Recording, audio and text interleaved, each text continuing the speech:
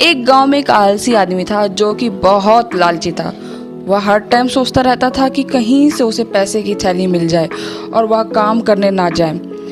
यह सोचते सोचते वह दिन भर बैठा रहता था। एक दिन जब वह जंगल से गुजर रहा था तो उसे एक चमकीला पत्थर दिखा। वो मन ही मन खुश हुआ। अरे वाह, चमकीला पत्थर, ये तो एक चमत्कारी पत्थर लग रहा है। लगता है अब मेरी किस्मत पलटने वाली है। यह बोल के वह मन ही मन बहुत मुस्कुराया और बोला, बिना बात में मेरी बीवी मेरे पीछे पड़ी रहती है। अब मैं दिखाऊंगा कि देख मेरे पास कितना पैसा है। और इतना बोल के वह अपने घर की तरफ चला गया। जब वह घर पहुंचा तब वह बहुत खुश था और अपनी पत्नी से बोला, देखो मैं तुम्हारे लिए क्या लाया। और वो पत्थर दिखाता है। उसकी पत्नी बोलती है, ये क्या लाए हो? तुम तो बस पत्थर ही ला सकते हो। मुझे लगा तुम मेरे लिए सोने के कंगन लाए हो। इतना बोलकर उसकी बीवी चली जाती है। फिर वो आदमी बोलता है, ये कोई मामूली पत्थर नहीं है, ये बहुत कीमती पत्थर है। इसे बेचकर हम बहुत अमीर हो जाएंगे। इतना बोलकर वह आदमी उस पत्थर को अलमारी में रख देता है और वह सोने के लिए चला जाता है। रात के वक्त उस अलमारी से अजीबो गरीबो आवाज आने लगती है और वह व्यक्ति घबराते उठता है। अरे ये क्या हुआ? अरे ये क्या हुआ?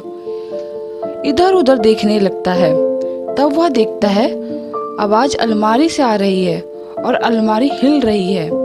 उसी वक्त गांव से बहुत चिल्लाने की आवाज आती है। आदमी देखता है कि ये कैसी चिल्लाने की आवाज है और वह घर से बाहर निकलता है। फिर वह धनी राम से पूछता है, धनी राम, ये क्या हुआ गांव में? ये कैसी आवाज है? क्यों अफरा तफरी मचा रखी है? धनी राम बोलता है, अरे तुझे पता नहीं है, गांव से बच्चे गायब हो रहे हैं। इतना बोलकर धनी राम चला जाता है। फिर चमनलाल सोचता है, कहीं ये उस पत्थर की वजह से तो नहीं हो रहा है। और वह डर कर घर के अंदर चला जाता है और देखता है कि अलमारी में वो पत्थर नहीं है, वो पत्थर गायब हो चुका है। फिर उसकी पत्नी बोलती है, अरे चिंटू कहाँ गया? अरे चिंटू कहाँ गया? अरे क्या बोल रही हो तुम? चिंटू कहाँ गया? अभी तो यहीं सो रहा था, कहाँ गया?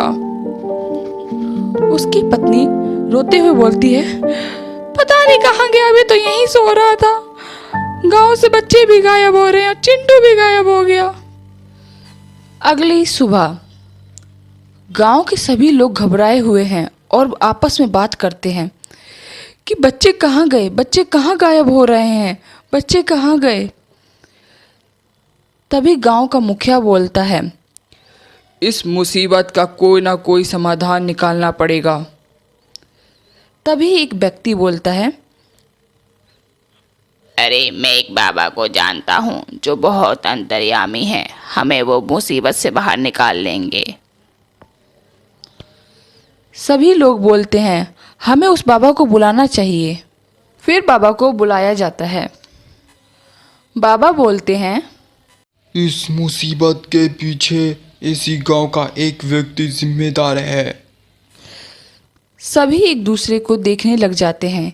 इतने में चमनलाल की पत्नी बोलती है, अरे कल ही एक पत्थर लेके आए थे, तब से इस गांव के बच्चे गायब हो रहे हैं। इस मुसीबत का एक ही रास्ता है। अमावस्या की रात को उस चुड़ैल को भगाया जा सकता है। इसके लिए किसी व्यक्ति को एक दूर के जंगल से एक फूल लाना पड़ेगा, जिससे उस चुड़ैल को इस गांव से भगाया जा सकता है। फिर मुखिया बोलते हैं, चमनलाल, तुम ही इस मुसीबत को लाए हो तो तुम ही जाके उस फूल को लाओगे।